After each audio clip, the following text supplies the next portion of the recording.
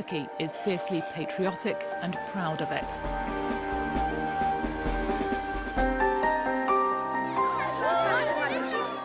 Nationalism is how Turks define themselves.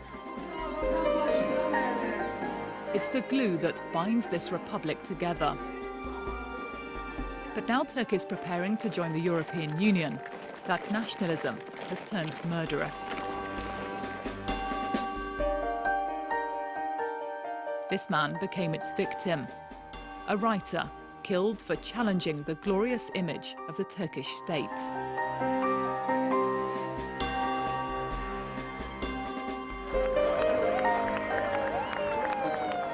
The funeral of Hrant Dink turned into a march of mass defiance. A rally for democracy and free speech, with his widow at the head of it. Dink was a Turkish Armenian who broke one of Turkey's greatest taboos.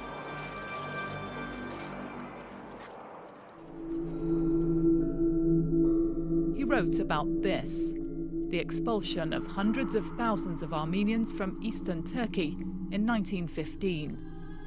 It was World War I. Some had sided with the enemy, but this was devastating collective punishment. Men, women and children were massacred. Thousands more died on the long march through the desert. Turkey calls the deportations an act of war. To Armenians, this was genocide.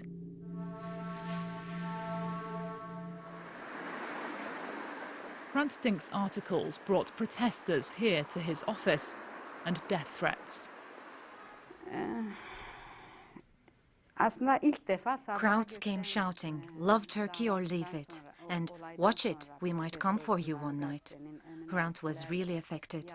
I've never seen him like that. He was really upset.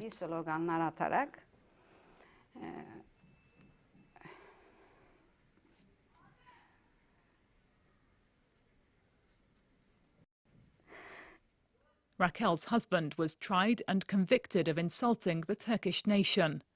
That's a crime here. She stayed silent until now.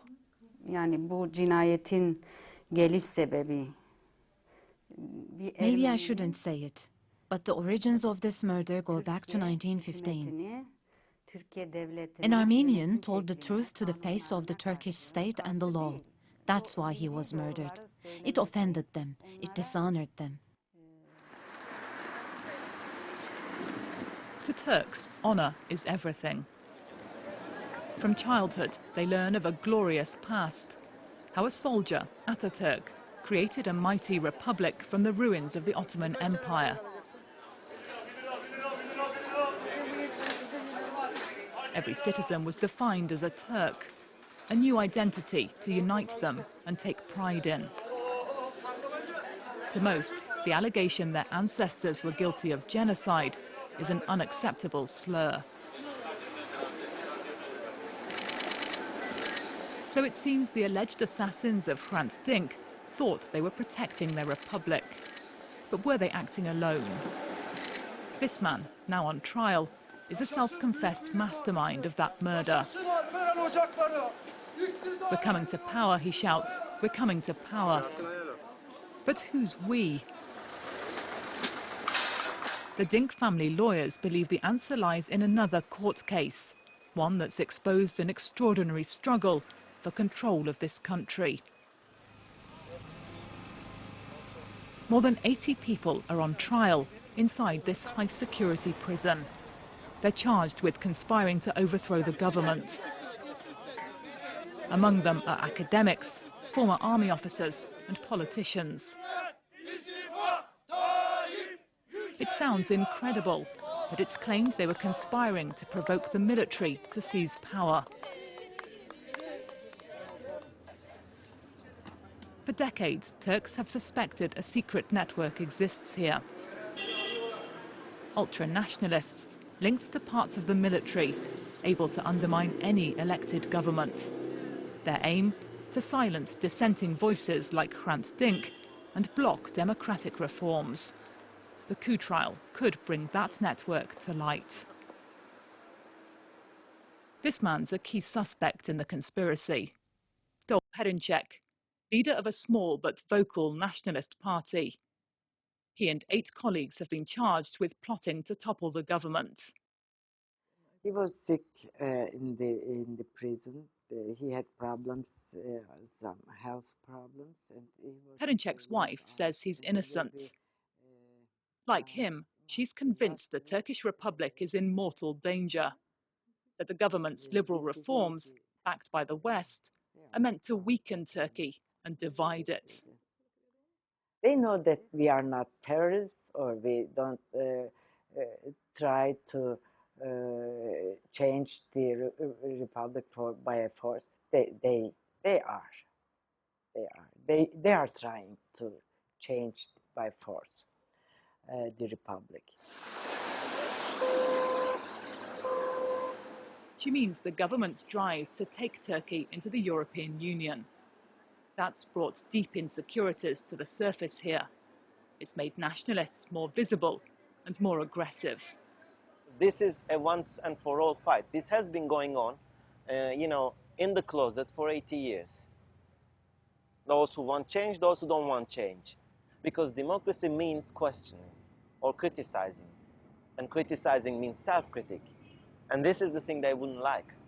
Because for them, when you start questioning these things, you become a traitor, basically. That's why Hrant Dink was murdered. And that's why at least 20 writers in Istanbul now live with bodyguards. Here's one of them. He's armed and waiting for his client, a well-known critic of the military. Ural Çalışlar's had dozens of death threats. Now, everywhere he goes, his guard goes with him. Like Hrant Dink's lawyers, this writer believes the threat isn't just from the extreme nationalist fringe. He sees it at the heart of Turkey's powerful military and other institutions of the state.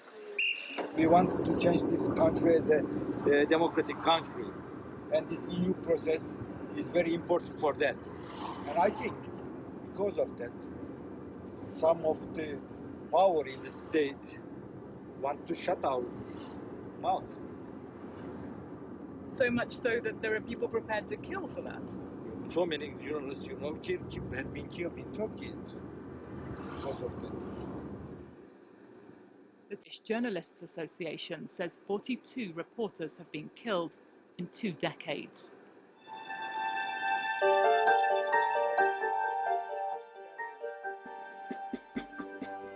Almost 800 miles east of Istanbul is where Turkey meets modern-day Armenia.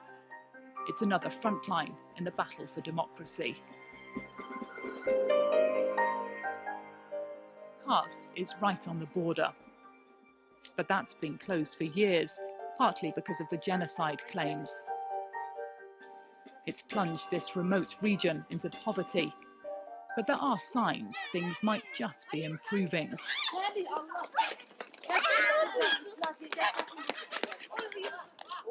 Well, one of the main reasons we actually came all the way up here to Kars is to see this enormous peace statue that they've put up here. And it's meant to be extending a hand of friendship across the border to Armenia, but it's not quite what we were expecting. It's only half built, and this was supposed to be the highlight of a peace festival, starting tonight. So what's going on here? Merhaba. Kolay gelsin size. Merhaba, merhaba. Heykele bakmak istiyorduk. Tabii, buyurun. Yapılan heykel işte bunlar gördükleriniz insan figürlerin kapaları. O ne? Kapalısı. So the whole idea, he's saying, is that this statue is going to be 35 meters tall when it's finally finished. It's supposed to be 2 human figures standing looking at one another. And there's meant to be a hand of friendship between them. This here is the head that's going to be up at the top. And here's the great hand itself, abandoned for now on the hillside.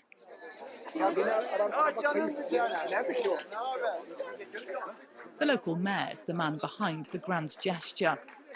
He's got hundreds of visitors in town for the opening ceremony.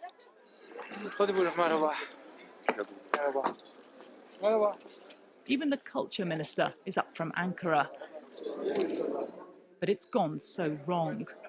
The statue was meant to be the centrepiece. No wonder the mayor's looking awkward. It turns out in Turkey, even friendship statues have enemies. The local Nationalist Party has mounted a furious campaign to block the construction work. Its leaders oppose the very suggestion Turkey should be holding out its hand to a country that accuses it of genocide. Türk devleti ve Türk milleti. The Turkish state has done nothing shameful throughout history. Diaspora ve Batı Armenia and the West are constantly bringing up this genocide crap, compensation and land demands. They're aiming at Turkey's most sensitive spots, and we don't accept that. biz de bunu asla kabul etmiyoruz.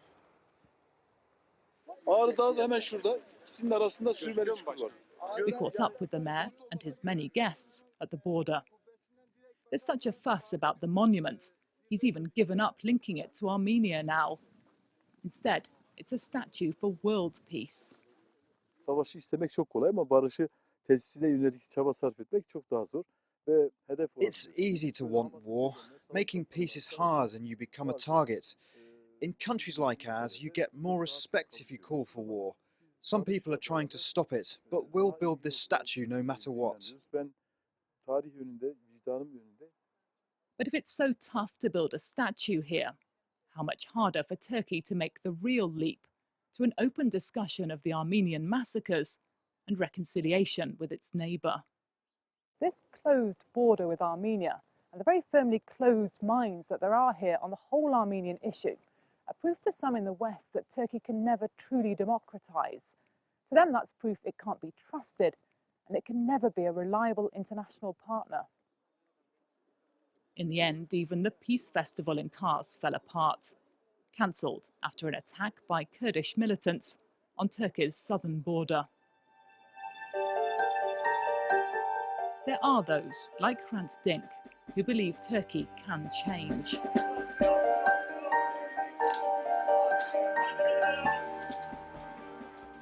Those who believe their country can embrace free speech and diversity and remain united and strong.